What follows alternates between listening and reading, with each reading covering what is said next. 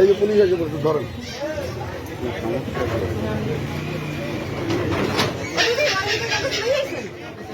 ও আপনার কাছে জিজ্ঞেস করে আপনি আসছেন তারাই থাকবে তো আপনার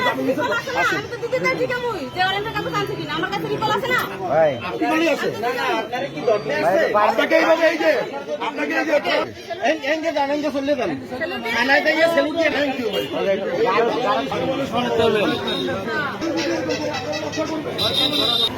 এলাকার মধ্যে সব জমা দিচ্ছে এগুলো সব আরো আমার সীমা এ হচ্ছে বর্তমানে 7টা মামলার আসামি এবং আপনি শুনতেছেন সে 50টা মামলার আসামি সে কিন্তু নিজেই বলে। আচ্ছা যাই হোক হ্যাঁ কোর্টই বুঝবে এখন সে একটা মহিলা নিয়ে তার স্বামী আছে মহিলাকে নিয়ে একটা ঘরে গিয়ে 2টা পুরুষ দিয়ে এই যে ফয়সাল ফার্মেসির একজন ব্যবসায়ী তাকে এবং একটা ওষুধের এমআরকে নিয়ে একটা ঘর ভাড়া করে সে তাকে ধর্ষণ করাইছে ওই মেয়েটাকে, ঠিক আছে? এবং ঘর ভাড়া থেকে শুরু করে সবকিছু প্রমাণ আছে। এখন এসআই থেকে এসপি থেকে সবাই সুনির্দিষ্ট প্রমাণ দিয়েছে তার বিরুদ্ধে অভিযোগ আছে এবং সে ওই ঘরে নিছে এবং ঘর ভাড়া করছে এবং এই ধর্ষণের পরে যে আইনগত যে প্রসেসগুলি আছে ডিএনও টেস্টের জন্য অলরেডি ডিএনও টেস্টের জন্য আজকে 3 মাস হয়েছে দেওয়া হয়েছে ডিএনও টেস্ট আসবে এবং ফয়সাল ফার্মেসির যে দোকানদার সে হাইকোর্ট থেকে জামিন নিছে জামিনের কাগজও তার কাছে আছে একটু আগেও বললো, ঠিক আছে?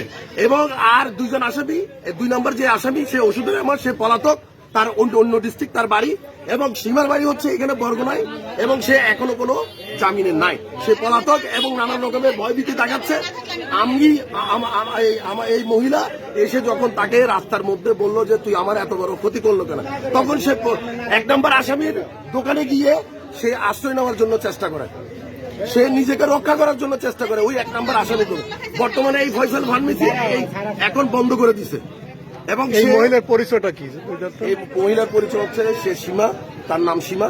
সে প্রত্যেকটা ব্যক্তিকে নিয়ে এইভাবে মেয়ে দিয়ে নিজে দেহ ব্যবসা করে এবং সে ব্ল্যাকমেল করে এখন সে তাকে ব্ল্যাকমেল করে অনেক টাকা নিছে এবং 2টা লোক থেকে দর্শন করাইছে এবং তাদেরকে আবার মামলার মধ্যেও সে বাজাইছে।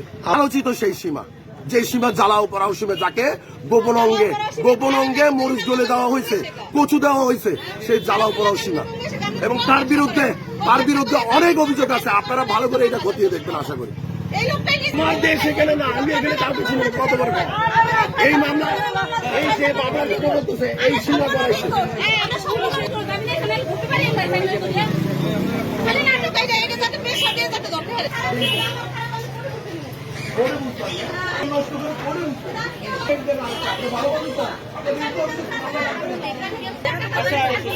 আপনি কি আরো